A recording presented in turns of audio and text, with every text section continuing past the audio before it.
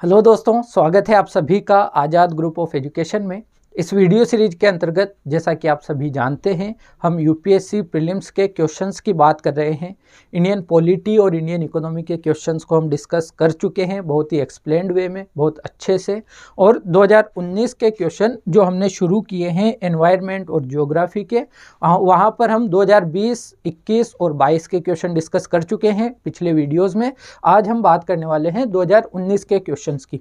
ठीक है, तो अगर आपने पिछले वीडियोस नहीं देखे हैं तो वो आप ज़रूर जाकर देखिएगा, इम्पोर्टेंट है और बहुत एक्सप्लेन वे में हमने चर्चा की है चीज़ों की। बहुत सारे कॉन्सेप्ट आपके क्लियर भी होंगे और आपको समझ में भी आएगा कि प्रीलिम्स के लिए हमें किस तरह की स्ट्रेटेजी से आगे बढ़ना चाहिए। ठीक है, तो आज बात करते हैं 2019 के क्वेश्चंस की। पहला क्वेश्चन हम लेते हैं, निम्नलिखित कथनों पर विचार कीजिए। भारतीय पेटेंट अधिनियम, अगर आप बात करेंगे भारतीय पेटेंट अधिनियम की, तो हमारे यहाँ पर भारतीय पेटेंट अधिनियम 1970 है। इसके अनुसार किसी बीज को बनाने की जैव प्रक्रिया को भारत में पेटेंट कराया जा सकता है। तो आप ध्यान रखेंगे, भारतीय पेटेंट अधिनियम 1970 के अंतर्गत किसी बीज, कोई पादप यानी पौधे की कोई किस्म है या कोई प्रजाति है, जीव की या पौधे की कोई प्रजाति है, इन चीज़ों का, ये जो प्राकृतिक चीज़ें एक तरह से हम कह सकते हैं, इनको आप पेटेंट नहीं करवा सकते हैं भारतीय पेटेंट अधिनियम 1970 के अंतर्गत। तो इसे हम यहाँ पर गलत कर देंगे और जब एक गलत होता है तो दो ऑप्शन हमारे एलिमिनेट हो जाते हैं और हम 50% क्वेश्चन पर जीत हासिल कर चुके होते हैं। आगे बढ़ते हैं। भारत में कोई बौद्धिक संपदा अपील बोर्ड नहीं है, यानी बौद्धिक संपदा को लेकर हमारे जो आईपीआरस होते हैं, इंटेलेक्चुअल प्रॉपर्टी राइट्स होते हैं, उनके संबंध में जो निर्णय होते हैं और उनको लेकर कोई अपील बोर्ड नहीं है। तो ऐसा भी गलत है। भारत में बौद्धिक संपदा पुनर्विचार बोर्ड है। बौद्धिक संपदा पुनर्विचार बोर्ड अवस्थित है, जो भारत में बौद्धिक संपदा अधिकारों के संबंध में बातचीत करता है, सुनवाई करता है। तो यहाँ पर हम सेकंड को भी क्या कर देंगे, गलत, और सेकंड को गलत करते ही हमारा आंसर हमें मिल जाता है केवल 3, जबकि हमने तीसरा तो पढ़ा भी नहीं है। फिर क्या है, पादप किस्में भारत में पेटेंट कराए जाने के पात्र नहीं है। यहाँ पर हमने बात की थी, कोई बीज हो गया, पादप की कोई किस्म हो गई या कोई प्रजाति हो गई, इनको आप पेटेंट नहीं करवा सकते। ठीक है, तो यहाँ पर हमें आंसर मिला केवल 3 हमारा आंसर है। नेक्स्ट क्वेश्चन की तरफ बढ़ जाते हैं।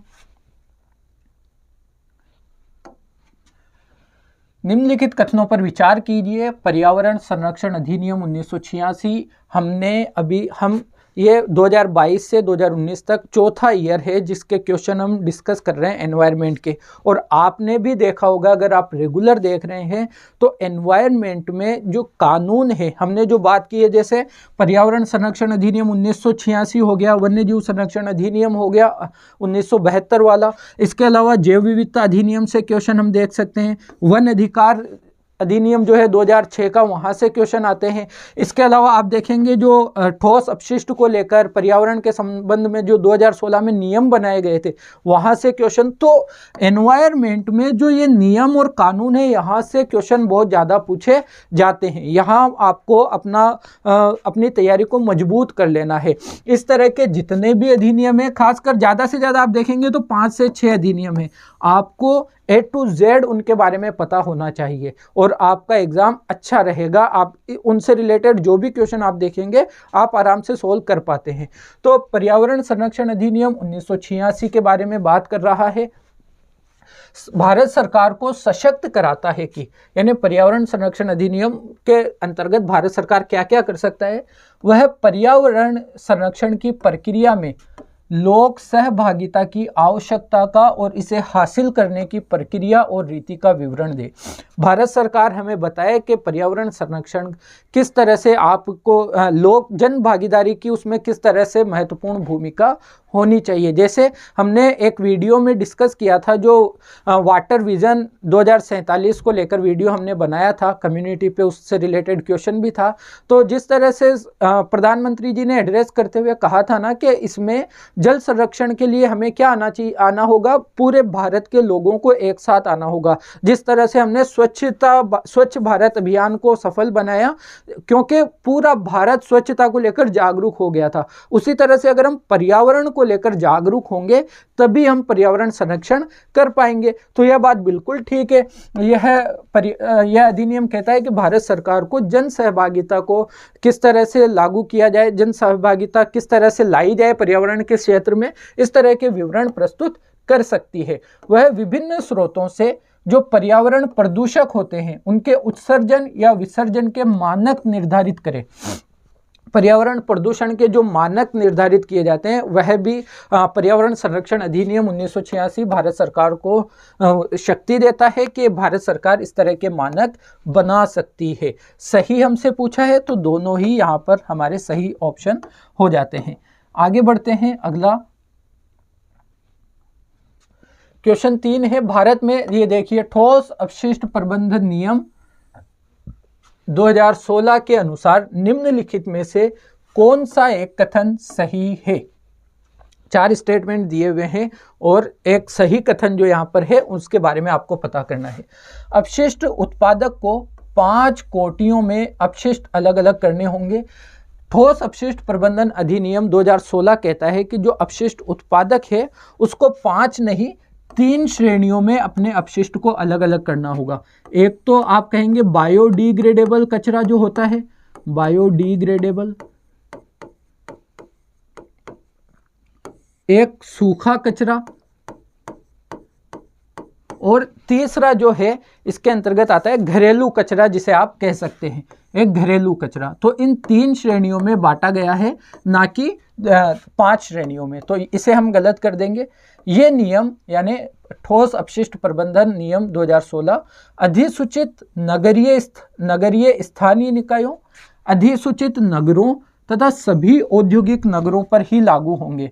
यानी ये कह रहा है कि इस नियम के अंतर्गत कुछ शहरों को, कुछ स्थानीय निकायों को अधिसूचित किया गया है, कुछ शहरों को अधिसूचित किया गया है, और जो औद्योगिक नगर है वहाँ पर लागू होंगे। लेकिन आपको पता होना चाहिए 2016 की ये नियम सिर्फ कुछ शहरों को अधिसूचित नहीं किया गया, ये बिल्कुल सभी शहरी क्षेत्रों में, सभी ग्रामीण क्षेत्रों में, या इस तरह के सभी शहरी क्षेत्रों में, खास तौर से सभी जो विधानसभा के क्षेत्र हैं, सभी लोकसभा के क्षेत्र हैं, उस तरह के एक ब्रॉड वे में लागू होते हैं, ना कि कुछ जगहों पर। ठीक है, तो इसको भी हम गलत करेंगे। इन नियमों में अपशिष्ट भराव स्थलों तथा अपशिष्ट प्रसंस्करण सुविधाओं के लिए सटीक और ब्यौरेवार मानदंड उपबंधित है। तो आपको बताया गया है कि जो डंप साइट्स हैं वहाँ पर किस तरह का रूल्स एंड रेगुलेशन होंगे भराव स्थलों को लेकर, और अपशिष्ट का जो हम प्रोसेसिंग करेंगे, अगर जहाँ पर रिसाइकलिंग हो सकती है रिसाइकलिंग करेंगे, उनको लेकर बिल्कुल ब्यौरेवार और सटीक मानदंड दिए गए हैं। तो यहाँ पर जब सही स्टेटमेंट की बात करते हैं तो स्टेटमेंट सी हमारा सही हो जाता है। ओके, आगे बढ़ते हैं अगले क्वेश्चन की तरफ।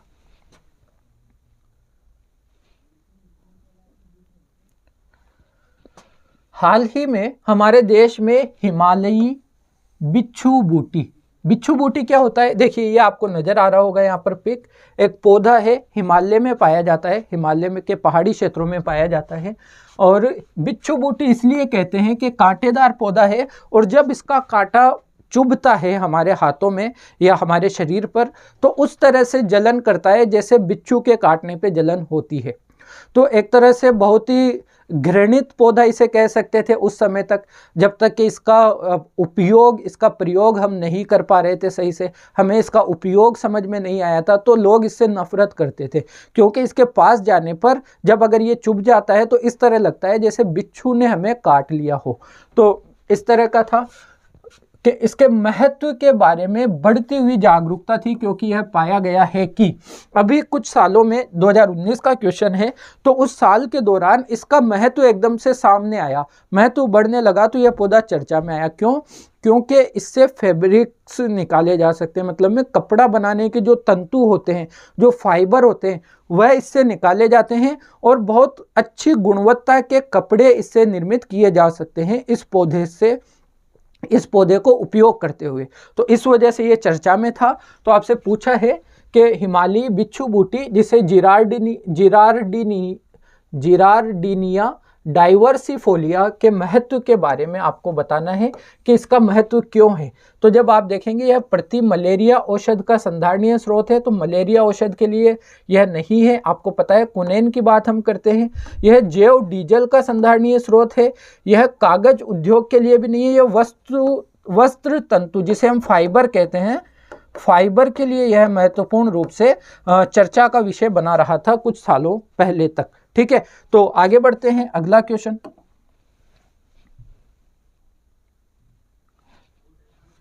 क्वेश्चन है निम्नलिखित कथनों पर विचार कीजिए।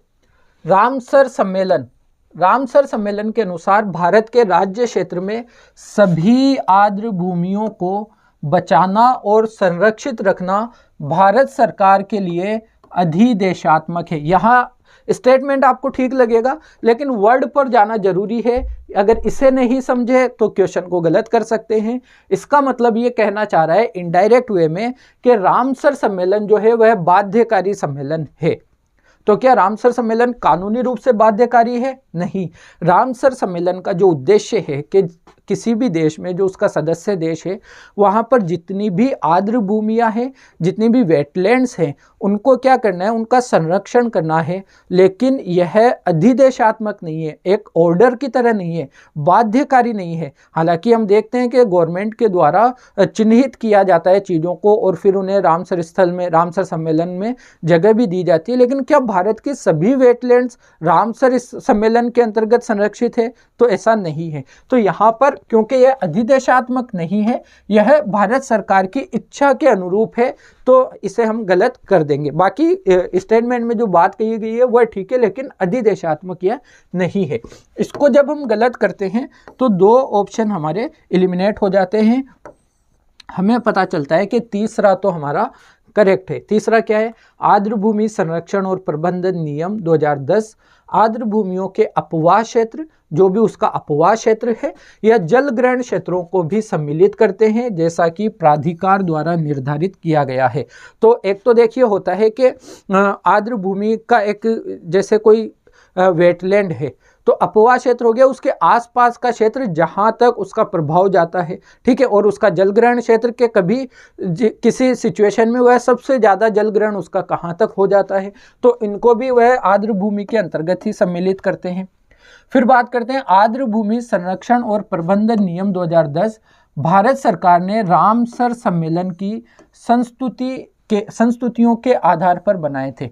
तो जो आर्द्र भूमि का संरक्षण और इनका प्रबंधन नियम 2010 था, वह बिल्कुल रामसर सम्मेलन के जो प्रावधान है, क्योंकि है तो वॉलंटरी है, लेकिन क्योंकि हमने देखा है भारत की सरकार पर्यावरण संरक्षण को लेकर हमेशा से एक महत्वपूर्ण स्टेप लेती रही है, तो भारत ने रामसर सम्मेलन के लिए ही इसके प्रावधानों को लागू करने के संबंध में ही इसको प्रस्तुत किया था, इन नियमों को 2010 में। तो ये वाला स्टेटमेंट भी ठीक है, ऑप्शन बी हमारा यहाँ पर करेक्ट हो जाता है।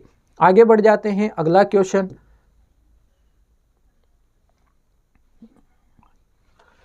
निम्नलिखित कथनों पर विचार कीजिए।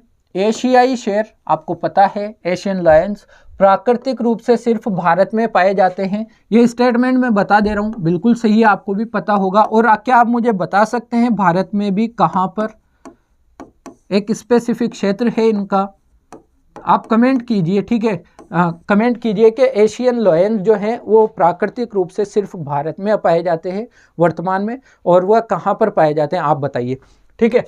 दो कुबड़ वाला ऊँट, जो दो कुबड़ वाला ऊँट होता है, प्राकृतिक रूप से सिर्फ भारत में पाया जाता है। और एक सींग वाला गेंडा प्राकृतिक रूप से सिर्फ भारत में पाया जाता है। हो सकता है इसे आपने ना पढ़ा हो, कंफ्यूजन में रहा हो, लेकिन एक सींग वाला वन हॉर्न राइनो के बारे में हम अक्सर देखते हैं। जो काजीरंगा नेशनल पार्क है, काजीरंगा है, मानस है, यहाँ पर वन हॉर्न राइनो की विश्व की सबसे ज़्यादा आबादी हमें देखने को मिलती है। लेकिन वन हॉर्न राइनो भारत के साथ साथ नेपाल में भी हमें देखने को मिलते हैं, नेपाल में भी। ठीक है, तो इसको तो हमने गलत कर दिया और इसको गलत करते ही दूसरा भी गलत हो गया। अब हमें पता है कि पहला ठीक है और पहला सिर्फ एक ही ऑप्शन में है। आंसर निकालने का तरीका भी हम साथ में देखते हुए चल रहे हैं। तो हमारा ऑप्शन ऑटोमेटिक ऑप्शन ए हो गया और दूसरे को हमने गलत कर दिया। तो जब हम बात करते हैं 2 कुबड़ वाले ऊंट की, तो आप पाते हैं कि 2 कुबड़ वाला ऊंट भारत के साथ साथ जो मध्य एशिया वाला क्षेत्र है और जो पूर्वी एशिया वाला क्षेत्र है वहाँ पर भी प्राकृतिक रूप से पाए जाते हैं। ठीक है, तो यहाँ पर हमारा आंसर हो गया केवल एक एशियाई शेर के बारे में। यह बात बिल्कुल करेक्ट है। यह एक मैपिंग वाला सवाल है। अगस्त्यमाला जीवमंडल रिजर्व आपको पता होना चाहिए। बायोस्फीयर रिजर्व के बारे में जितने भी संरक्षित क्षेत्र है, चाहे वो राष्ट्रीय उद्यान है, वाइल्ड लाइफ सेंचुरी है, बायोस्फीयर रिजर्व है। ठीक है, तो यहाँ पर जैसा कि आप सभी जानते हैं, जब हम बात करते हैं जीवमंडल रिजर्व की या बायोस्फीयर रिजर्व की, तो यह कंपेरेटिवली एक बड़ा क्षेत्र होता है और उसके अंदर बहुत सारे मतलब में दूसरे संरक्षित क्षेत्रों को रखा जाता है। तो यह पूछ रहा है कि अगस्त्यमाला जीवमंडल रिजर्व में कौन कौन से रिजर्व दूसरे संरक्षित क्षेत्र शामिल है। क्या ये सारे हैं या ये सारे हैं या ये सारे हैं। तो जब आप देखते हो नेयार, पेप्पारा और शेंदूरने वन्य प्राणी अभ्यारण्य, और क्योंकि ये चर्चा में क्यों था, ये चर्चा में था कि उस वर्ष कलाकड़ मुंदनथुराई बाघ रिजर्व को अगस्त्यमाला बायोस्फीयर रिजर्व के अंतर्गत शामिल किया गया था। तो इसकी वजह से ये चर्चा में आया है। और हम पाते हैं जब भी हम इसको देखते हैं तो नेयार, पेप्पारा और शेंदूर ने जो वन्यजीव अभ्यारण्य है प्लस कलाकाड़ मुंदनथुराई बाघ रिजर्व भी अगस्त्यमाला का भाग है। तो ए यहाँ पर हमारा सही आंसर है। मैपिंग से जोड़कर आप इसे देख सकते हैं। तो जब भी इस तरह का कोई बाघ रिजर्व चर्चा में रहे, बाघ रिजर्व या कोई भी संरक्षित क्षेत्र, तो आपको इस तरह से चीज़ों को देखने की ज़रूरत पड़ सकती है। जब भी समझिए कि राजस्थान का कोई नेशनल पार्क या कोई भी चीज़ चर्चा में है, तो आप एक बार देख लीजिए कि राजस्थान में कौन कौन से नेशनल पार्क हैं, कौन कौन से वाइल्ड लाइफ सेंचुरी हैं, उनका मैपिंग के अनुसार उनका क्रम क्या है, उत्तर से दक्षिण या पूर्व से पश्चिम। जिस तरह से भी इस तरह से याद रखेंगे तो चीज़ें शायद आप ज़्यादा आसानी से कर पाते हैं। यह हो गया। आगे बढ़ जाते हैं अगले क्वेश्चन पे। निम्नलिखित कथनों पर विचार करें। समुद्री कच्छपों की कुछ जातियां शाकभक्षी होती हैं। शाकभक्षी मतलब जो वेजिटेरियन, घास फूस खाने वाली, शाकाहारी जिसे हम कहते हैं।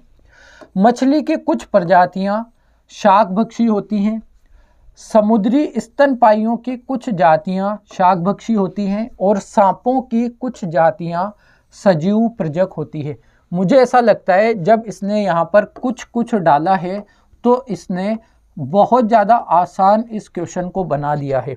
आप एक कॉमन सेंस लगा सकते हैं कि जब बहुत सारी प्रजातियों में से कुछ प्रजातियां तो ऐसी हो ही सकती है कि जो शाकाहारी हो। कछुओं में भी जैसे हम ग्रीन कछुए की बात करते हैं, हरित कछुआ, वह शाकाहारी होता है। मछलियों की कुछ प्रजातियों की बात कर सकते हैं जो शाकाहारी होती है। स्तनपाइयों की भी बात कर सकते हैं, मैमल्स की भी। और सांप, कुछ सांप, यहाँ पर सजीव प्रजक का मतलब है जैसे आपने देखा होगा कुछ जानवर अंडे देते हैं, कुछ जानवर डायरेक्ट बच्चे देते हैं। तो यह कहना चाह रहा है कि सांप की कुछ प्रजातियां अंडे ना देकर डायरेक्ट बच्चे पैदा करती है, सजीव प्रजक। तो यह बात भी बिल्कुल करेक्ट है। ठीक है, क्योंकि कुछ कुछ डाला है ना, तो बिल्कुल आइडिया है इस चीज़ का कि इतनी सारी सैकड़ों प्रजातियों में से कुछ प्रजातियां तो इस प्रकार की हो सकती है। तो यहाँ पर हमारा आंसर डी होगा। 1, 2, 3 और 4 सभी इसके अंतर्गत शामिल हो जाते हैं। आगे बढ़ते हैं। अगला क्वेश्चन, निम्नलिखित युग्मों पर विचार कीजिए। वन्य प्राणी और प्राकृतिक रूप से कहाँ पाए जाते हैं। कुछ वन्य प्राणी या जीव हैं जो कहाँ पर प्राकृतिक रूप से कहाँ पर पाए जाते हैं, उसके बारे में बात की गई है। नीले मीन पक्ष वाली मछली, इसे हम ब्लू फिन्ड महसीर भी कहते हैं, कावेरी नदी की तरफ मिलती है, सही बात है। इरावदी डॉल्फिन की अगर आप बात करें तो शायद मुझे लगता है जब भी आप इरावदी डॉल्फिन की बात करेंगे आपकी नज़रों के सामने एक झील आएगी, चिल्का झील। ओडिशा की जो झील है, खारे पानी की भारत की सबसे बड़ी झील, चिल्का झील में इरावदी डॉल्फिन प्राकृतिक रूप से पाई जाती है, ना कि चंबल नदी में। ठीक है, तो अब आप देख सकते हैं चिल्का झील क्या है, खारे पानी की झील है, चंबल मीठे पानी की नदी है, बेसिकली ताजे पानी की जल स्रोत है। तो खारे पानी की झील ताजे पानी में क्या करेगी, नहीं करेगी कुछ भी, तो इसे हम गलत कर देंगे। जब आपका 2 हटता है तो 2 को आप हटा देते हैं 3 जगह से, और 1 और 3 आपका आंसर निकल के आता है। चित्तीदार बिल्ली, मोरचाप रस्टी चित्तीदार बिल्ली पूर्वी घाटों में पाई जाती है, यह बात भी आपकी ठीक हो जाती है। अगर आपको नहीं भी पता है, सिर्फ एक बात भी आपको पता है, तो आप आंसर करके ले जाते हैं। ओके, आगे बढ़ते हैं, अगला क्वेश्चन।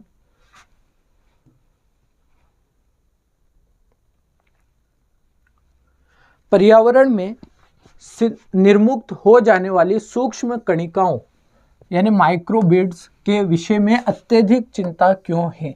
यानी जो प्लास्टिक के बिल्कुल माइक्रो पदार्थ होते हैं, बिल्कुल जिसे माइक्रो प्लास्टिक कह सकते हैं, माइक्रोबीड्स कहते हैं, 1 मिलीमीटर से भी कम डायामीटर होता है इनका, 1 मिलीमीटर से भी छोटा होता है। इनके बारे में सबसे हानिकारक चीज़ क्या है, आइए देखते हैं। ये समुद्री पारितंत्रों के लिए हानिकारक मानी जाती है। बिल्कुल सही बात है। ये जो माइक्रोप्लास्टिक होते हैं, माइक्रोबीड्स होते हैं, यह जब समुद्र में हमारे द्वारा जिस तरह से भी निर्मुक्त होते हैं, निकलकर जब फाइनली ये समुद्र में पहुंचते हैं तो समुद्र की आहार श्रृंखला में शामिल हो जाते हैं, और इन द एंड इवेंचुअली क्या होता है, आहार श्रृंखला में ये वापस हमारे पास आते हैं और हमें नुकसान करते हैं।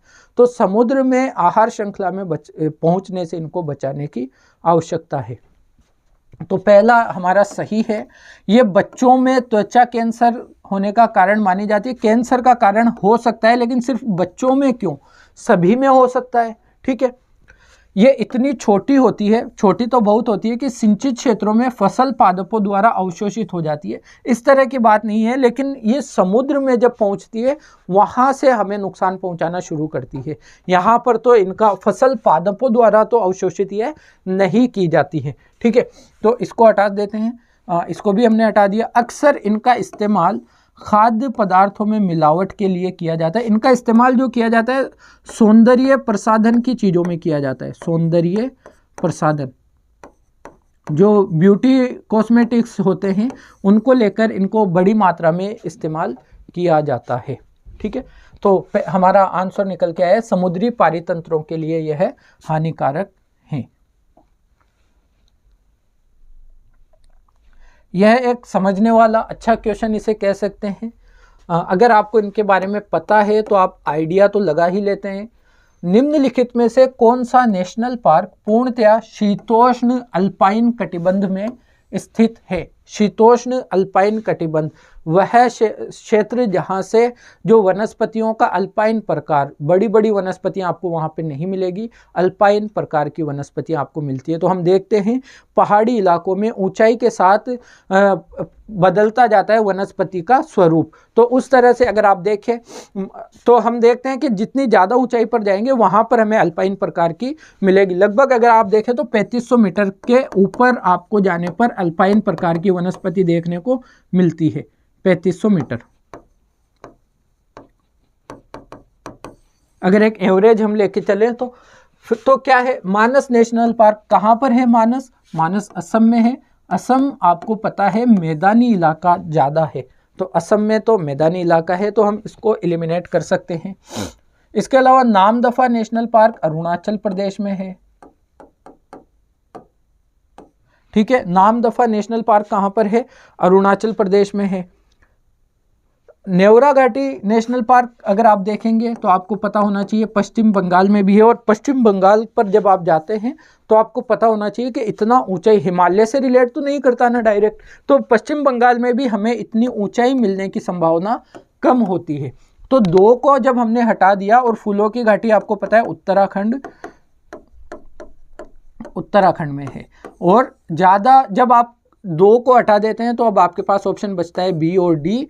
यहाँ पर अगर आप थोड़ा सा दिमाग लगाते हैं तो हम देख सकते हैं कि उत्तराखंड का पूरा ही इलाका हिमालय के अंतर्गत आ जाता है। हमने बात की थी, एक तरफ गढ़वाल हिमालय है, एक तरफ कुमायूं हिमालय है। अगर हम उत्तराखंड को प्राकृतिक रूप से 2 भागों में बांटें तो यहाँ पर हमारा आंसर जो शीतोष्ण अल्पाइन में पूर्णतया है फूलों की घाटी नेशनल पार्क हमारा आंसर हो जाता है। ठीक है, आगे बढ़ते हैं। अगला क्वेश्चन,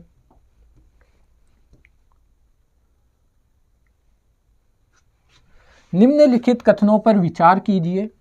विधि के अनुसार यानी कानून के अनुसार प्रतिपूरक वनीकरण कोष प्रबंधन एवं योजना प्राधिकरण, केम्पा के बारे में आपने सुना होगा। केम्पा प्रतिपूरक वनीकरण कोष प्रबंधन एवं योजना प्राधिकरण राष्ट्रीय तथा राज्य दोनों स्तरों पर होते हैं। बिल्कुल सही बात है। जो केम्पा है बेसिकली यह वनों की कटाई को लेकर है कि अगर आप वनों की कटाई करते हैं तो उससे रिलेटेड आपको प्रतिपूरक एक तो वनीकरण भी करना होगा और जो भी नुकसान हो रहा है उसकी भरपाई के लिए भी आपको फंड देना होगा। तो इस तरह का एक यह है, और केम्पा इसे कहते हैं। तो यह राष्ट्रीय स्तर पर भी है और राज्य स्तर पर भी लागू होता है। प्रतिपूरक वनीकरण निधि अधिनियम 2016 के अधीन चलाए गए प्रतिपूरक वनीकरण कार्यक्रमों में लोगों की सहभागिता अनिवार्य है। आप बताइए, किसी सरकारी कार्य में वैसे तो पर्यावरण संरक्षण का काम है, लेकिन सरकार की किसी नीति में लोगों को जबरदस्ती आप भागीदार बना सकते हैं क्या? नहीं। आप उसको इतना प्रचार कीजिए, इतना उसको इंट्रोड्यूस कीजिए लोगों में कि लोग जागरूक हों और उसमें जन भागीदारी निभाएं, लेकिन ज़बरदस्ती उनको मैंडेटरी आप नहीं कर सकते हैं। तो यहाँ से कॉमन सेंस से भी इसे हम गलत कर सकते हैं। तो यहाँ पर हमारा जो आंसर होगा केवल एक होगा, क्योंकि एक हमारा सही है, दूसरा हमारा गलत है।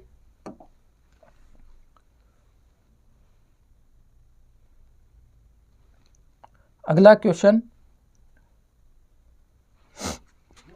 भारत में गौण खनिज के प्रबंधन के संदर्भ में निम्नलिखित कथनों पर विचार कीजिए। गौण खनिज की बात हो रहा है। इस देश में विद्यमान विधि के अनुसार रेत एक गौण खनिज है। तो यह बात आपको पता होनी चाहिए, रेत गौण खनिज के अंतर्गत ही शामिल होता है। गौण खनिज इसे हम मान सकते हैं। तो जब एक हमने देख लिया कि सही है तो बी और सी को हम एलिमिनेट कर सकते हैं। अब आपको नज़र आएगा कि 3 भी सही है, 1 और 3। अब हमें 2 देखना है। 3 क्या है? गौण खनिजों के अवैध खनन को रोकने के लिए नियम बनाने की शक्ति राज्य सरकारों के पास है। गौण खनिजों के अवैध खनन को रोकने के लिए नियम कौन बनाएगा? राज्य सरकारें बनाएगी। ठीक है, तो तीसरा भी हमारा करेक्ट है, क्योंकि दोनों ऑप्शन में 3 और 1 हमारे सामने सही हैं। गौण खनिजों के खनन पट्टे प्रदान करने की शक्ति राज्य सरकारों के पास है, किंतु गौण खनिजों को प्रदान करने से संबंधित नियमों को बनाने की शक्तियां केंद्र सरकार के पास है। यानी खनन पट्टे तो राज्य सरकार करेगी, जारी करेगी, लेकिन उसके संबंध में नियम कौन बनाएगी? केंद्र सरकार। तो इससे विवाद का विषय उत्पन्न नहीं हो जाएगा क्या? है ना? या तो दोनों शक्तियां केंद्र सरकार के पास होनी चाहिए या दोनों शक्तियां राज्य सरकार के पास होनी चाहिए। ऐसा हम कॉमन सेंस लगा सकते हैं। हमें यह पता नहीं हो कि राज्य सरकार के पास है या केंद्र सरकार के पास, लेकिन ऐसा तो हम आइडिया लगा सकते हैं कि ये या तो दोनों शक्तियां केंद्र की हो या दोनों राज्य की हो, तभी यह सुचारू रूप से चलेगा। तो यहाँ पर हम इसको गलत कर देंगे, क्योंकि यहाँ पर जो नियम बनाने की शक्ति है वह भी राज्य सरकार की है, राज्य सरकार की है। तो यहाँ पर दूसरा हम गलत कर देते हैं और 1 और 3 हमारा आंसर निकल कर आ जाता है। ओके, आगे बढ़ते हैं। अगला क्वेश्चन,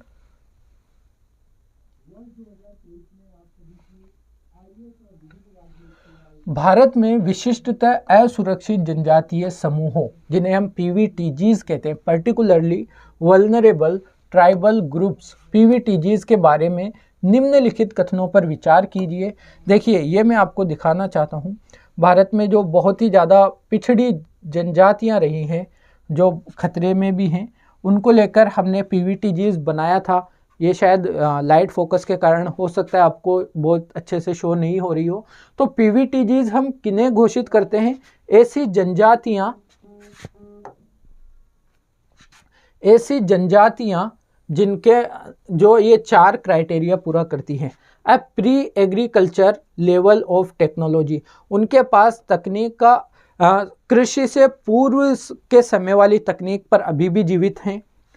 ए स्टेगनेंट और डिक्लाइनिंग पॉपुलेशन, या तो उनकी जनसंख्या स्थिर है या फिर कम हो रही है, लगातार कम हो रही है, उन्हें भी हम पीवीटीजीज में रख लेते हैं। एक्सट्रीमली लो लिटरेसी, बहुत ही कम पढ़े लिखे हैं, बहुत ही कम, बिल्कुल अशिक्षित हम कह सकते हैं। और subsistence level of economy, economically भी बहुत ज़्यादा पिछड़े हुए जो हैं, उन्हें हम किसके अंतर्गत रखते हैं? PVTGs, particularly vulnerable group, tribal groups के बारे में हम बात कर रहे हैं। तो भारत में यह एक श्रेणी बनाई गई थी, आपको भी पता है, और इसके अंतर्गत लगभग 75 ग्रुप, ट्राइबल ग्रुप्स को शामिल किया गया था जिन्हें पीवीटीजीज के अंतर्गत हमने रखा था। तो यहाँ पर इनके बारे में क्वेश्चन है, आपको पता होना चाहिए। जब भारतीय समाज आप पढ़ते हैं तो इस तरह की चीज़ें आपको जानकारी होनी चाहिए। पीवीटीजीज देश के 18 राज्यों तथा एक संघ राज्य क्षेत्र में निवास करते हैं। अब इस तरह के आंकड़े शायद हमें पता ना हो, ऐसा हम मान सकते हैं, तो अभी इसको रखते हैं। स्थिर या कम होती जनसंख्या पीवीटीजी स्थिति के निर्धारण के मानदंडों में से एक है। हमने देखा था स्टेगनेंट और डिक्लाइनिंग पॉपुलेशन के बारे में हमने बात की थी, यह ठीक है। तो 2 यहाँ पर है, 2 यहाँ पर है, 2 यहाँ पर है, तो इसको हमने हटा दिया, ठीक है। देश में अब तक 95 पीवीटीजीज आधिकारिक रूप से अधिसूचित हैं। तो हमने बात की है 95 नहीं है, 75 हैं। तो तीसरा हमने हटा दिया। तो जब हम तीसरा हटाते हैं तो ए हट गया, बी हट गया, अब हमारे पास एक ही ऑप्शन बचता है, 1, 2 और 4। तो पहला सही है, दूसरा सही है और चौथा सही है। पहला ठीक है, हमें पता नहीं था लेकिन हमारा ठीक हो गया। दूसरा हमने गलत कर दिया था, सॉरी, दूसरा हमने सही किया था, तीसरा हमने गलत कर दिया था, 95 नहीं था, 75 था।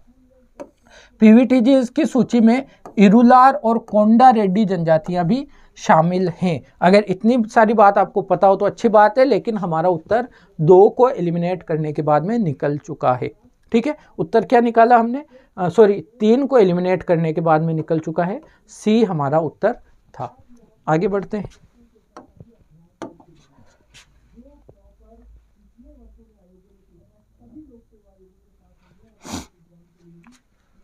निम्नलिखित कथनों पर विचार कीजिए। भारतीय वन अधिनियम 1927 में हाल में हुए संशोधनों के अनुसार वन निवासियों को वन क्षेत्रों में उगने वाले बांस को काट गिराने का अधिकार है।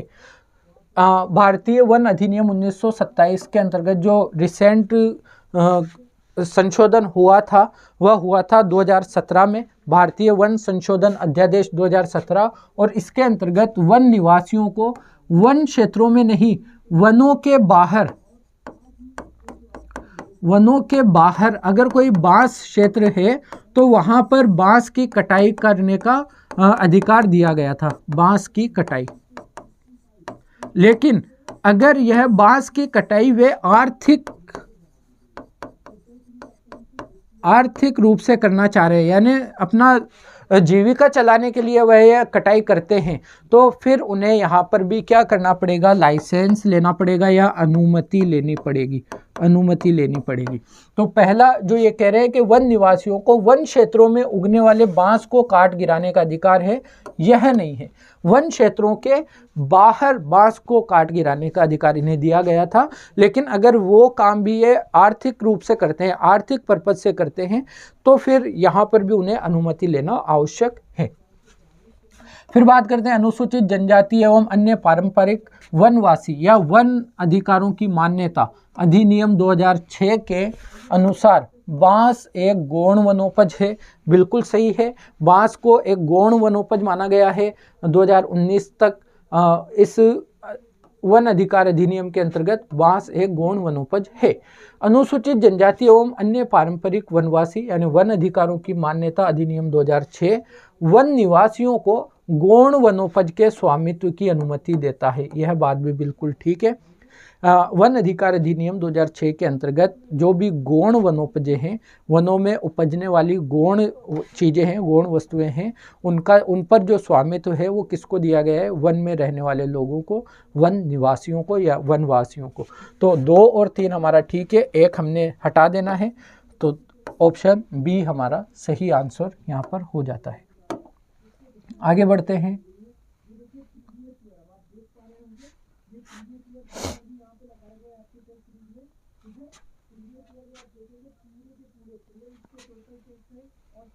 भारतीय वन अधिकार के बारे में यह बात हो चुकी है हमारी। अगला क्वेश्चन है हमारा, अलियापुर, ईसापुर और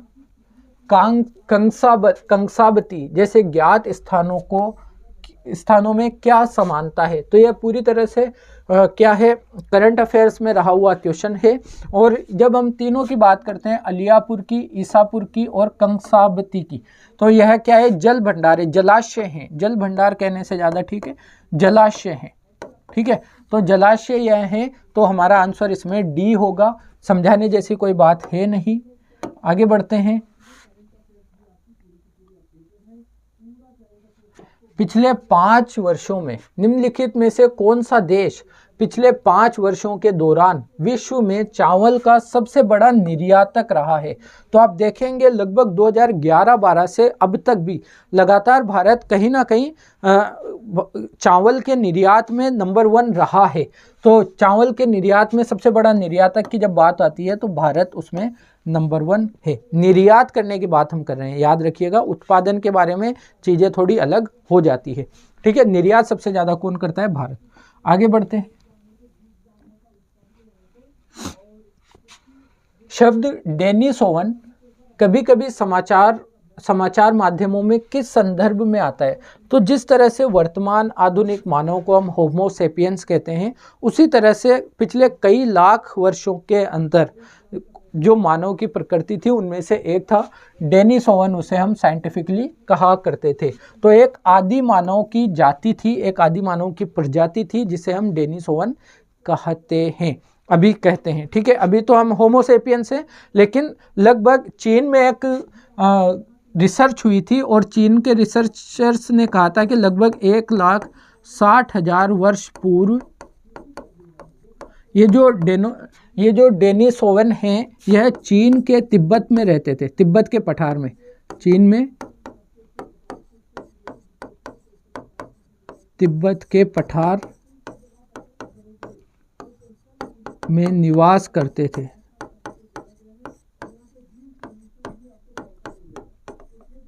तो ये चीन के रिसर्चर्स ने कहा था कि लगभग 1,60,000 वर्ष पूर्व चीन के तिब्बत के पठार में, गुफाओं वगैरह में ये निवास करते थे और डेनिसोवन इनको हम कहते हैं साइंटिफिकली, जिस तरह से हम होमो सेपियंस हैं। तो चर्चाओं में रहा करता है ये शब्द, खासकर उस वक्त जब यह क्वेश्चन पूछा गया तो यहाँ से क्वेश्चन क्रिएट हुआ। तो जब भी हिस्टोरिकल पर्सपेक्टिव से इस तरह की कोई चीज़ें चर्चा में आती हैं तो एक सिंपल सा क्वेश्चन बनने के चांसेस तो यहाँ से होते ही हैं। हाल ही में वैज्ञानिकों ने पृथ्वी से अरबों प्रकाश वर्ष दूर विशालकाय ब्लैक होलों के विलय का प्रेक्षण किया है। इस प्रेक्षण का क्या महत्व है? देखिए, आपने पढ़ा होगा कि ब्लैक होल में जो ग्रेविटेशनल फोर्स है, गुरुत्वाकर्षण बल है, वह बहुत ज़्यादा होता है और इतना ज़्यादा होता है कि वह प्रकाश को भी अपने अंदर से बाहर नहीं आने देता, तो हमें प्रकाश भी वहाँ पर नज़र नहीं आता। तो फिर हमें पता कैसे चलता है कि यहाँ पर ब्लैक होल का विलय हो रहा है या एक ब्लैक होल 2 ब्लैक होल में तब्दील हो रहा है? इस तरह से कैसे पता चलता है? तो साइंटिस्टों को यह जानकारी होती है ग्रेविटेशनल वेव से, जो गुरुत्वीय तरंगे आती हैं वहाँ से, क्योंकि प्रकाश तो आ नहीं सकता, लेकिन जो विलय वहाँ पर हो रहा होता है वहाँ से गुरुत्वीय तरंगे उत्पन्न होती है और उन तरंगों को पहचान कर साइंटिस्ट यह अंदाज़ा लगाते हैं कि यहाँ पर ब्लैक होल्स का विलय हो रहा होगा। तो वहाँ से हमें क्या प्राप्त होता है? गुरुत्वीय तरंगे। तो गुरुत्वीय तरंगों के एक महत्व में हम यह बात भी बता सकते हैं कि अंतरिक्ष में जो अंतरिक्ष क्रियाएं होती है अलग तरह की, वहाँ भी हमें गुरुत्वीय तरंगों से जानकारी मिलती है। तो आप बोलोगे हिग्स बोसोन कणों का अभिज्ञान इससे तो नहीं हुआ, यह तो पहले हो चुका है। गुरुत्वीय तरंगों का अभिज्ञान हुआ है। गुरुत्वीय तरंगे हमें प्राप्त होती है उस दिशा से कि जहाँ पर ब्लैक होल का विलय हो रहा होगा या इस तरह की कोई प्रोसेस वहाँ पर चल रहा होगा। तो क्योंकि लाइट से हम फोटो तो डायरेक्ट खींच नहीं सकते हैं कि ब्लैक होल की फ़ोटो है ना, वहाँ से हमारे पास गुरुत्वीय तरंगे लेकर आती है और उन्हीं से हम एक आइडिया लगाते हैं, एक पिक्चर क्रिएट करते हैं। भारत में पिछले 5 वर्षों में खरीफ की फसलों की खेती के संदर्भ में निम्नलिखित कथनों पर विचार कीजिए। आप तैयारी के दौरान जो फसल का पैटर्न है, फसल पैटर्न बहुत अच्छे से तैयार करेंगे। कौन से सीजन की कौन सी फसल है, उसके लिए किस तरह की मिट्टी, किस तरह की जलवायु, कितनी वर्षा की ज़रूरत होती है, इन सब के बारे में आपके नोट्स बने हुए होने चाहिए प्रॉपर, तभी आप इस तरह के क्वेश्चंस को आसानी से डील कर पाते हैं, वरना गलत होने की संभावना ज़्यादा होती है। क्या है देखते हैं। धान की खेती के अंतर्गत क्षेत्र अधिकतम है। हम देखते हैं कि भारत में सबसे ज़्यादा जो खेती होती है वह धान की होती है। क्षेत्र के अंतर्गत अगर हम बात करें तो धान की खेती के अंतर्गत सबसे ज़्यादा आता है। ज्वार की खेती के अंतर्गत क्षेत्र तिलहनों की खेती के अंतर्गत क्षेत्र की तुलना में अधिक है। ज्वार है एक तरह का मोटा अनाज, और हम देखते हैं कि पिछले कई सालों में जब से हम निर्यात वगैरह पर बहुत ज़्यादा ध्यान देने लगे हैं, हमने देखा है कि जो मोटे अनाज हैं उनकी खेती, उनकी कृषि भारत में कम होती हुई नज़र आ रही है। खासकर अगर हम देखें हरित क्रांति के बाद से मोटे अनाजों की कृषि पर बहुत ज़्यादा प्रभाव पड़ा है। उससे हमारी जो न्यूट्रिशन समस्याएं हैं वह भी बहुत ज़्यादा पैदा हुई है, क्योंकि पहले भारत के लोग जो मोटा अनाज यूज़ किया करते थे, अब हम ज़्यादातर गेहूं या चावल यूज़ कर रहे हैं। तो मोटे अनाजों से जो हमें पोषण मिलता था, अब हमारे अंदर पोषण की कमी को लेकर भी यह समस्याएं उत्पन्न होने लगी है। तो हम देखते हैं कि ज्वार जैसे मोटे अनाज और भी जो है बाजरा वगैरह, रागी, इनमें निरंतर कमी हो रही है। तो यहाँ पर ये जो स्टेटमेंट है इसको हम एक तरह से थोड़ा सा कॉमन सेंस लगा सकते हैं कि ज्वार की खेती के अंतर्गत तिलहन की खेती से ज़्यादा क्षेत्र आता है। तो यह बात तो क्या है, गलत है। और जब आप अगर दो को गलत करते हैं तो आपको एक उत्तर मिल जाता है, ऑप्शन ए। कपास की खेती का क्षेत्र गन्ने की खेती के क्षेत्र की तुलना में ज़्यादा है, बात ठीक है। गन्ने की खेती के अंतर्गत क्षेत्र निरंतर घटा है, तो ऐसा थोड़ी हो रहा है कि लगातार घटा है, वहाँ भी क्षेत्र तो बढ़ रहा है, लेकिन अगर हम कपास से इसकी तुलना करते हैं तो कपास का क्षेत्र ज़्यादा है और गन्ने का क्षेत्र कम है। तो चौथे को भी हमने गलत कर दिया और 1 और 3 हमारा सही उत्तर यहाँ पर निकल कर आता है। ठीक है, आगे बढ़ते हैं।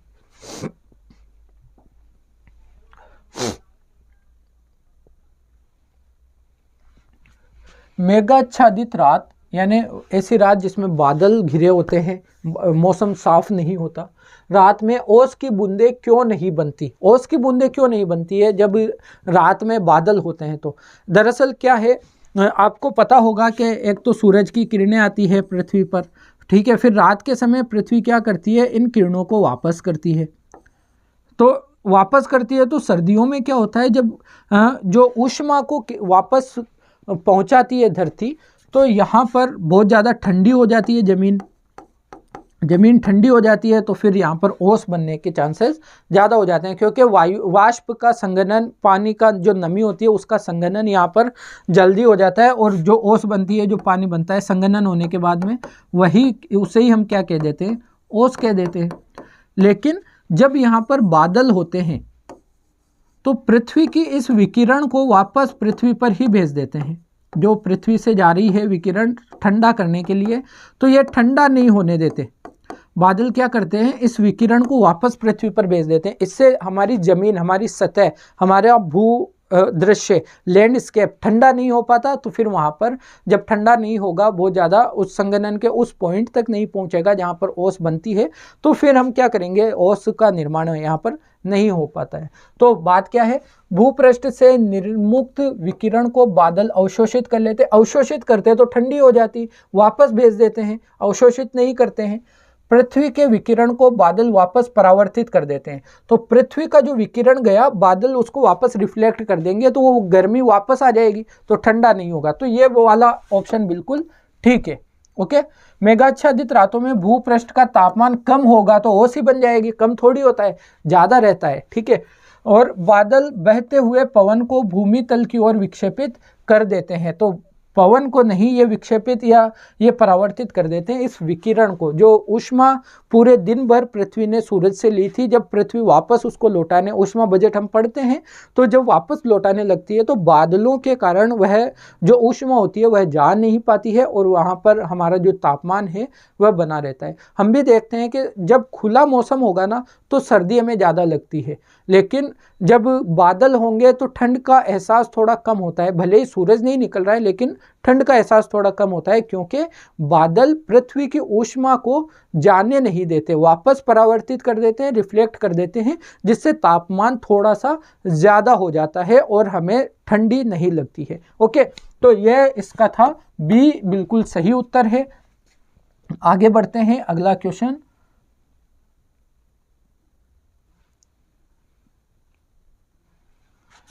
निम्नलिखित युग्मों पर विचार कीजिए।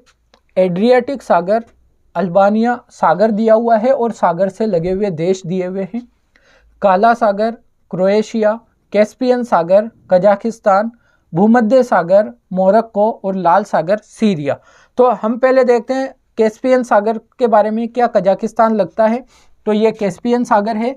होने को तो झील है, विश्व की सबसे बड़ी झील है, लेकिन क्योंकि इसका आकार बहुत बड़ा है इसलिए इसको हम सी कहते हैं, सागर कहते हैं, लेकिन यह विश्व की सबसे बड़ी झील इसे हम कह सकते हैं। झील का क्या क्राइटेरिया होता है?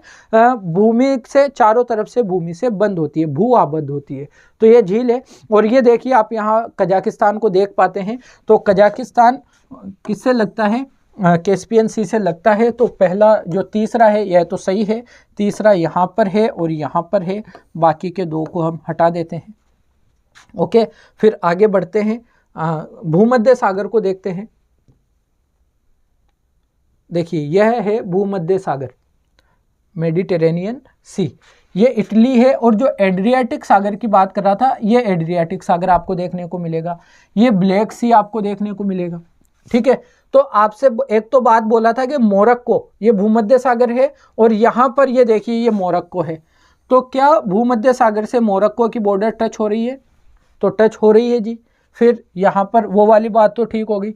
एड्रियाटिक सागर से पूछा था अल्बानिया, और आप देखेंगे अल्बानिया ये रहा यहाँ पर, ये वाला पार्ट ये अल्बानिया है और ये एड्रियाटिक सागर है, तो अल्बानिया भी एड्रियाटिक सागर से टच हो रहा है। ठीक है, ब्लैक सी से पूछ रहा था क्रोएशिया, लेकिन आप देखेंगे ब्लैक सी तो यहाँ पर है और क्रोएशिया ये यहाँ पर, ये वाला हिस्सा, तो क्रोएशिया एड्रियाटिक सागर से तो टच हो रहा है लेकिन ब्लैक सी से टच नहीं होगा, तो क्रोएशिया को हम गलत कर देंगे। फिर पूछ रहा है लाल सागर, ये रहा रेड सी और लाल सागर के सामने लिखा हुआ था सीरिया। आप देखिए सीरिया कहाँ पर है, ये वाला सीरिया है, लाल सागर से तो नहीं लग रहा है। ठीक है, तो इसको भी हम हटा देंगे, गलत कर देंगे। तो आइए अब देखते हैं, हमने देखा कैस्पियन सी से कजाकिस्तान लगता है, हमने देखा भूमध्य सागर से मोरक्को लगता है, लेकिन हमने देखा लाल सागर से सीरिया नहीं लगता, राइट। फिर हमने देखा काले सागर से क्रोएशिया भी नहीं लगता, लेकिन एड्रियाटिक सागर से अल्बानिया लगता है। तो 1, 3 और 4 हमारा सही आंसर है। हमने देखा था जब हमने दूसरा राइट किया था, सॉरी तीसरा राइट किया था, तो हमने इनको हटा दिया था, और 1, 3 और 4 यहाँ पर हमारा सही आंसर है, क्योंकि पांचों तो मैच नहीं करते हैं। ओके, मैपिंग का सेक्शन आया है और आता है, तो मैपिंग आपको बहुत अच्छे से करनी होती है। आगे बढ़ते हैं, अगला क्वेश्चन, क्वेश्चन नंबर 23। निम्नलिखित कथनों पर विचार कीजिए। हिमनद यानी ग्लेशियर्स दिए हुए हैं और नदी उनसे संबंधित जो है वो दिया हुआ है। तो बंदरपूंछ आपको पता है, यमुना नदी का जो मेन स्रोत है यमुनोत्री, वहीं से बंदरपूंछ भी इससे रिलेट करता है, तो बंदरपूंछ ठीक है। 12 शिगरी शायद हो सकता है आपको पता ना हो, लेकिन 12 शिगरी जो स्रोत है चिनाब नदी का स्रोत है, बिल्कुल सही बात है। और हमने पिछले क्वेश्चंस में शायद इससे पिछले वाले वीडियो में ही सियाचिन ग्लेशियर के बारे में बात की थी, और हमने देखा था कि नुब्रा नदी का उद्गम होता है, नुब्रा नदी घाटी के उत्तर में सियाचिन ग्लेशियर है, तो चौथा भी सही है। और जेमू ग्लेशियर के बारे में भी हम पिछले कक्षाओं में बात कर चुके हैं। हमने देखा था तीस्ता नदी का स्रोत है ये जेमू ग्लेशियर, और कहाँ पर है? सिक्किम में है। लेकिन मानस नदी असम से रिलेट करती है, तो यहाँ पर आप इसे गलत कर देंगे। तो जब आपको पता है पहला सही है और चौथा सही है लेकिन पांचवा गलत है, तो देखो पहला और चौथा इसमें आ रहा है, पहला और चौथा इसमें आ रहा है, लेकिन 5 यहाँ पर गलत है। ठीक है। और दूसरा भी आपको पता होना चाहिए, चिनाब नदी से संबंधित है 12 शिगरी। मिलाम जो है, मिलाम अलकनंदा से संबंधित है, ना कि मंदाकिनी से। तो यहाँ पर आपको चीज़ें पता होनी चाहिए। तो दूसरा सही है, चौथा सही है, पहला सही है। 1, 2 और 4 हमारा सही आंसर होगा। ठीक है, आगे बढ़ते हैं।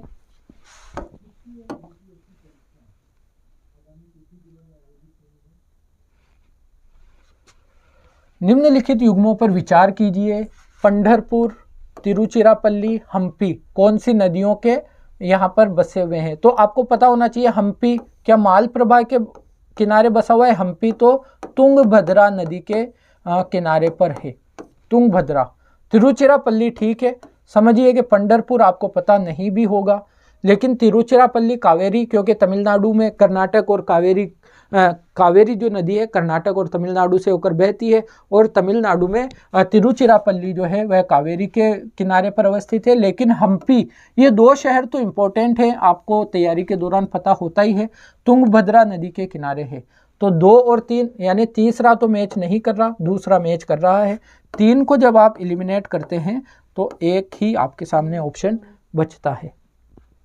ठीक है, देखिए हमारा इरादा यही है कि PYQ सोल्व करने से कुछ चीज़ें आपकी क्लियर हो। जैसे एक तो आपको पता चल जाए कि ट्रेंड किस तरह का है क्वेश्चन का। टॉपिक्स हमने ऑलरेडी डिस्कस किए हैं समुद्र मंथन के वीडियोस में, सब्जेक्ट वाइज डिस्कस किए हैं कि अगर आप इंडियन पॉलिटी पढ़ रहे हैं प्रीलिम्स के लिए तो आपको कौन से टॉपिक कवर करके जाने चाहिए। ठीक है, अगर आप इंडियन इकोनॉमी पढ़ रहे हैं तो आपको कौन से टॉपिक कवर करके जाने चाहिए। अगर आप एनवायरनमेंट पढ़ रहे हैं, एनवायरनमेंट की तैयारी कर रहे हैं, तो प्रीलिम्स में एनवायरनमेंट सबसे ज़्यादा कहाँ से पूछा जाता है। इस तरह की सारी बातें, अगर आप इतिहास के बारे में बात कर रहे हैं तो क्वेश्चन ज़्यादा कहाँ से बनते हैं, ये सारी बातें हमने अलग अलग वीडियो में समुद्र मंथन सीरीज के अंतर्गत की है। तो अगर आप चाहेंगे तो मैं डिस्क्रिप्शन में उन वीडियोस का लिंक डलवा दूंगा, ताकि आपको क्या रहेगी, आसानी रहेगी वहाँ पर जाने में। ठीक है, तो हमने पता किया है, तो आपको एक तो यह पता चल जाए कि किस तरह से टॉपिक हमें सिलेक्ट करने, चूज़ करने हैं। दूसरा, क्वेश्चन जब हमारे सामने आए तो उसको अटेम्प्ट किस तरह से करना है। ये भी हो सकता है कि मैं आपको सीधा बता दूं कि हाँ पंढरपुर चंद्रभागा नदी सही है, तिरुचिरापल्ली कावेरी सही है, हम्पी मालप्रभा नहीं है, तुंगभद्रा है। लेकिन हम एक तरीका तो अपनाएं कि अगर मेरे सामने एकदम से ऐसा क्वेश्चन आता है जिसकी कुछ चीज़ें मुझे पता है कुछ नहीं है, तो मैं उसको कैसे अटेम्प्ट कर सकता हूँ। तो इरादा यही रहता है कि बिल्कुल उसी वे में हम क्वेश्चन को करते हुए चलें कि आपके सामने पहली बार कोई क्वेश्चन आया है और आपको उसे कैसे सोल्व करना है। ठीक है, तो यहाँ पर हमें आंसर मिल गया। और यूपीएससी के ऑप्शंस इस तरह के होते हैं, अभी भी होते हैं, कि आप बहुत सारे क्वेश्चन में इस तरह की अप्रोच से काम कर सकते हो। तो आगे बढ़ते हैं।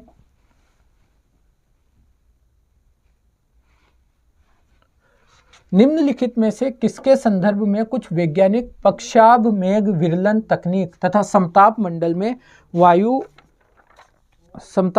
में सल्फेट वायु विलय अंतक्षेपण के उपयोग का सुझाव देते हैं। तो देखिए, जिस तरह से भूमंडलीय तापन या ग्लोबल वार्मिंग जिस तरह से लगातार बढ़ रहा है, तो साइंटिस्टों ने एक नई तकनीक के बारे में, एक नई इंजीनियरिंग के बारे में बात की थी। उसका नाम है सीरस क्लाउड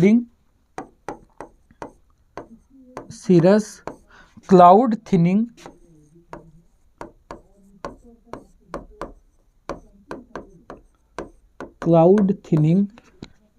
क्लाइमेट इंजीनियरिंग।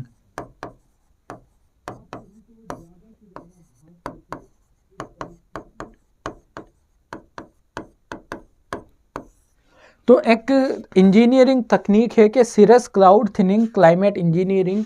इस तकनीक के अंतर्गत बादलों में कुछ कृत्रिम रूप से हस्तक्षेप करके भूमंडलीय तापन, ग्लोबल वार्मिंग के प्रभाव को कुछ कम करने की कोशिश की गई है। यह तकनीक उस समय चर्चा में थी। तो अगर आपसे पूछता है इसके बारे में कि इस तकनीक के बारे में, तो ये क्या है, भूमंडलीय तापन को कम करने के लिए इसका उपयोग किया गया था, ताकि जो ग्लोबल वार्मिंग की वजह से बहुत तेज़ी से हमारे पृथ्वी के औसत तापमान में चेंजेस आ रहे हैं और उस चेंजेस से जलवायु परिवर्तन जैसी स्थितियां उत्पन्न हो रही हैं, तो उनको किस तरह से हम कुछ हद तक थोड़ा कंट्रोल कर सके, कंट्रोल वे में किस तरह से कर सकते हैं। तो यह एक तकनीक लेकर आई थी सिरस क्लाउड थिनिंग क्लाइमेट इंजीनियरिंग, और यह भूमंडलीय तापन को कम करने को लेकर चर्चा का विषय बनी रही थी। आगे देखते हैं क्वेश्चन 26।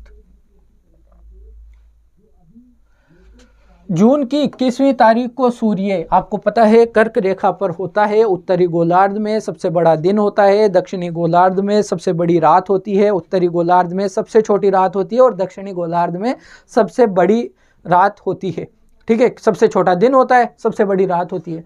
लेकिन क्वेश्चन थोड़ा सा किस तरह से बताया है, क्षितिज के नीचे नहीं डूबता, क्षितिज के नीचे नहीं डूबता दक्षिणी ध्रुव पर, और मध्याह्न में भूमध्य रेखा पर ऊर्ध्वाधर से व्योमस्थ चमकता है, मकर रेखा पर ऊर्ध्वाधर से के रूप से व्योमस्थ चमकता है।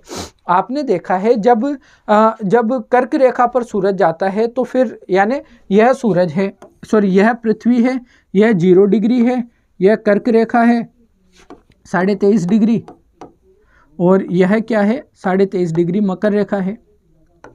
सूरज यहाँ पर है। जब सूरज उत्तरायण होना शुरू करता है, उत्तरायण होना, यह ध्रुव है उत्तरी ध्रुव, यह ध्रुव है दक्षिणी ध्रुव। जब सूरज उत्तरायण होना शुरू करता है तो सूरज की जो डायरेक्ट किरणें हैं वह तिरछे रूप में यहाँ पर भी पड़ती है, और यहाँ पर जब तक सूरज उत्तर की तरफ आता रहता है यहाँ पर दिन होता है, और जब सूरज दक्षिणायन आना शुरू करता है तो यहाँ पर दिन होना शुरू होता है, यहाँ पर रात होना शुरू होती है। हम कहते हैं ना कि ध्रुवों पर 6 महीने दिन 6 महीने रात, वो इसी कारण तो होता है क्योंकि उत्तरी ध्रुव में दिन कब होता है, जब सूरज उत्तरायण की तरफ, और फिर सूरज यहाँ पर फाइनली चमकता है 21 जून को। तो बताइए यहाँ पर क्षितिज के ऊपर नीचे डूबेगा या ऊपर रहेगा, क्षितिज के नीचे तो नहीं डूबेगा उत्तरी ध्रुव में। तो 21 जून के बारे में पूछ रहा है कि उत्तरी ध्रुव व्रत पर, जो उत्तरी ध्रुव का व्रत है उस पर क्षितिज के नीचे नहीं डूबता, बिल्कुल यहाँ पर तो दिन बना रहता है ना, सूरज जब यहाँ पर 21 तारीख को चमकता है तो यहाँ पर तो दिन बना रहता है। तो ऑप्शन ए हमारा सही उत्तर है। ठीक है, उम्मीद कर रहा हूँ समझने में, कॉन्सेप्ट बहुत आसान है, जो जब आप ज्योग्राफी पढ़ना शुरू करते हैं तो पढ़ते हैं, हमेशा पढ़ते हैं, हर टीचर पढ़ाता है, लेकिन क्वेश्चन पूछने का तरीका थोड़ा सा अलग, लैंग्वेज अलग यूज़ की हुई है तो आप कंफ्यूज कर सकते हैं, तो वही मैंने समझाने की कोशिश की है। ठीक है, ऑप्शन ए यहाँ पर बिल्कुल सही उत्तर होगा।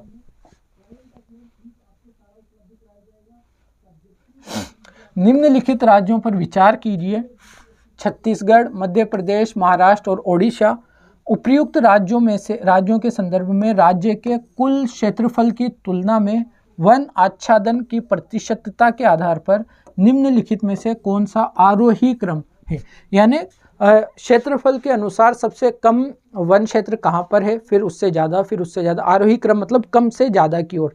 तो यह पूछ रहा है, तो 2019 का क्वेश्चन है तो उसके अकॉर्डिंग हम बात करेंगे।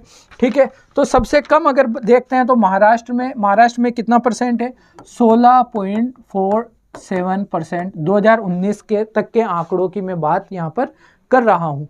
फिर उसके बाद में अगर हम देखें तो 3 के बाद में 2, 4, 1, हमारा आंसर होगा सी, सबसे कम तब तक 16.4, यानी महाराष्ट्र का जितना बड़ा क्षेत्र है उसके क्षेत्र का 16.47% क्या है, वन वहाँ पर अवस्थित हैं। इस तरह की बात ये कही गई है।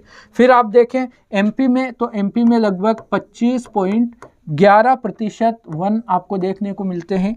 तीसरे नंबर पर ओडिशा है, ओडिशा में 32.98 यानी लगभग 33% वन आपको देखने को मिलते हैं, और छत्तीसगढ़ में सबसे ज़्यादा है 41.09%।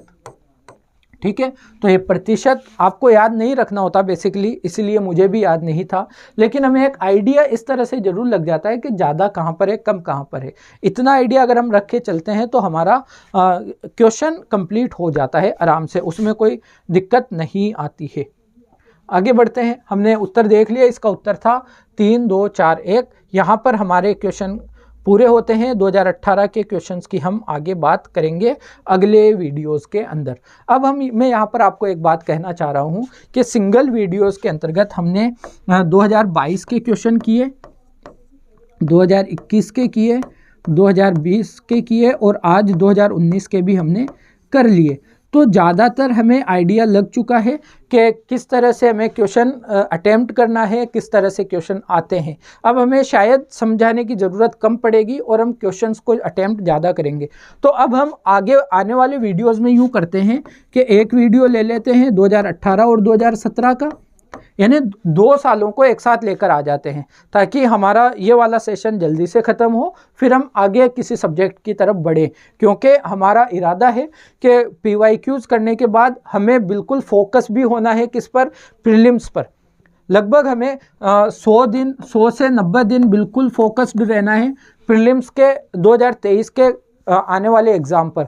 तो उससे रिलेटेड फिर हम चीज़ें करना शुरू करेंगे। तो मैं ये चाह रहा हूँ कि एक वीडियो 2018-17 का आ जाए, फिर एक वीडियो 2016 और 2015 का ले लेंगे और एक वीडियो आ जाएगा 2014 और 2013 का। जब इस तरह से हमारा एनवायरनमेंट और ज्योग्राफी कंप्लीट होगा तो हम पॉलिटी को ऑलरेडी कर चुके हैं ख़त्म, हम इकोनॉमी को ऑलरेडी ख़त्म कर चुके हैं, और हमारा जब जियोग्राफी प्लस एनवायरनमेंट भी हो जाएगा, ठीक है। फिर हमारा क्या बच जाता है, फिर हमारा बच जाएगा एक तो हिस्ट्री का बड़ा पोर्शन बच जाएगा, साइंस एंड टेक को भी हम देखने की कोशिश करेंगे। वैसे करंट अफेयर्स से सबसे ज़्यादा क्वेश्चन पूछे जाते हैं, लेकिन पिछले क्वेश्चंस को देखते हुए एक अप्रोच हमें समझने में मदद मिलेगी कि किस तरह से अटेम्प्ट करना है, ठीक है। कुछ ऑर्गेनाइजेशंस वगैरह को अगर हम देखेंगे तो अगर आप लोग कहोगे तो देख लेंगे, वरना यहाँ पर हम इसको स्टॉप कर देंगे और फिर हम थोड़ा फोकस हो जाएंगे इस अप्रोच को साथ में लेते हुए किसकी तरफ, UPSC प्रीलिम्स 2023 की तरफ। तो अगर आप 23 का एग्ज़ाम दे रहे हैं तो यकीन मानिए आप हमारे साथ बने रहिए। सुबह का यह 1 से 1.5 घंटा आप हमारे साथ दीजिए और आप पाएंगे कि आपकी तैयारी बहुत सही डायरेक्शन में होगी। आपको कुछ समस्याएं आती है तो कमेंट कर लीजिए, संस्था के कॉन्टैक्ट नंबर आपके पास होते होंगे, उन पर बात कर लीजिए या डलवा दिए जाएंगे, है ना। तो कोई समस्या हो गाइडेंस को लेकर, कंटेंट को लेकर, किसी भी तरह की, तो आप अपने कमेंट भी दर्ज कराते हैं तो आपके कमेंट को ध्यान में रखा जाता है और बिल्कुल उससे संबंधित बात भी हम कर लिया करेंगे, ठीक है। तो डाउट में नहीं रहना है किसी भी चीज़ को लेकर, क्योंकि अब टाइम है क्लियरिटी का। अगर एग्ज़ाम का दिन आपके सामने नज़दीक है, आपकी डायरेक्शन बिल्कुल क्लियर होनी चाहिए। आपको अर्जुन के जैसे मछली की आंख के अलावा कुछ भी नहीं देखना है और यह डिसाइड करना है कि आपकी तैयारी क्या सही डायरेक्शन में है या नहीं, तो उसे सही डायरेक्शन में लाने का काम आपको करना है। ओके, ये वीडियो यहीं पर रखेंगे। अपना ख्याल रखिएगा। पढ़ाई बहुत अच्छे से करनी है, बहुत अच्छे से करने के साथ साथ सिलेबस के अनुसार और डायरेक्शन से करनी है, टारगेटिव होते हुए करनी है, वरना बहुत ज़्यादा पढ़ने का भी बहुत कम फ़ायदा आपको मिलता है, ठीक है। तो अच्छे से पढ़ाई करनी है, ध्यान से करनी है और लाइन में करनी है, डायरेक्शन में करनी है, ठीक है। तो इस वीडियो को यहीं रखते हैं। अपना ख्याल रखिएगा, कमेंट्स ज़रूर कीजिएगा। धन्यवाद।